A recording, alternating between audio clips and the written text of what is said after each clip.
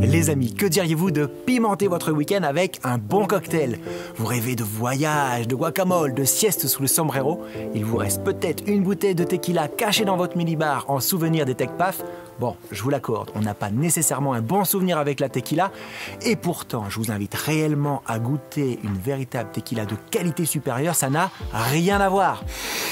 Un vrai délice et surtout un grand voyage. Alors attachez vos ceintures, prêts pour le décollage? Nous allons réaliser ensemble un grand classique, la margarita, mais pas n'importe quelle recette puisque c'est celle que j'ai affinée pour une superstar internationale, une très belle actrice que vous connaissez tous, j'ai nommé Jennifer Aniston. Pour réaliser la margarita, il vous faut de la tequila ou du mezcal de qualité supérieure, du citron vert,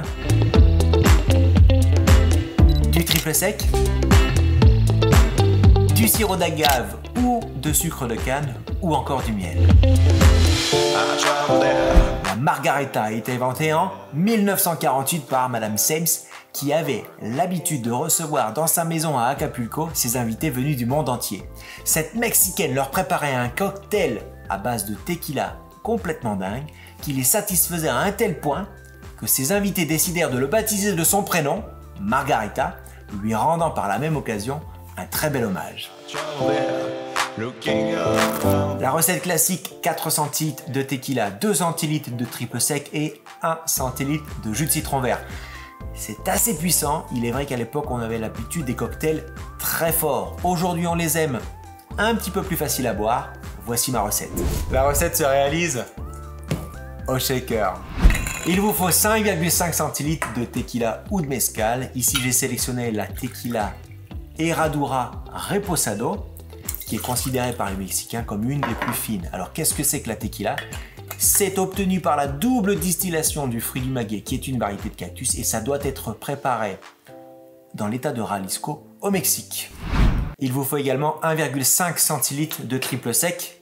J'en mets un petit peu moins parce que j'aime pas trop quand ça sent trop l'orange.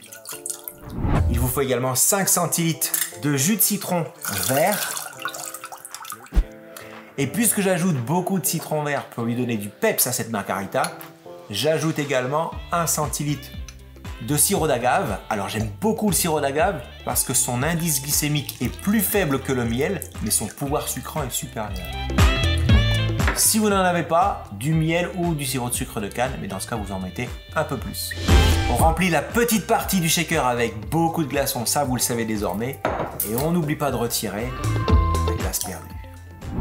Et ensuite, on shake.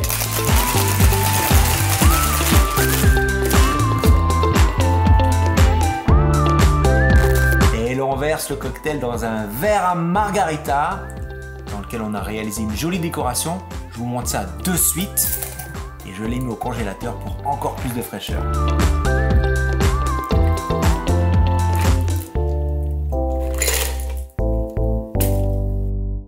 Pour réaliser un superbe givrage de votre verre, vous prenez 1/8 de citron que vous passez sur la moitié de votre verre, comme ceci, et ensuite vous retournez le verre et vous ajoutez votre sel. Ici j'ai fait un mélange avec 10 g de sucre, 5 g de sel de l'Himalaya pour sa couleur rose et 3 g de piment d'Espelette, histoire de réveiller les papilles. Ensuite, on tapote et ça vous le mettez au congélateur. Et en décoration, moi je vous invite à mettre 1/8 de citron vert avec une petite entaille.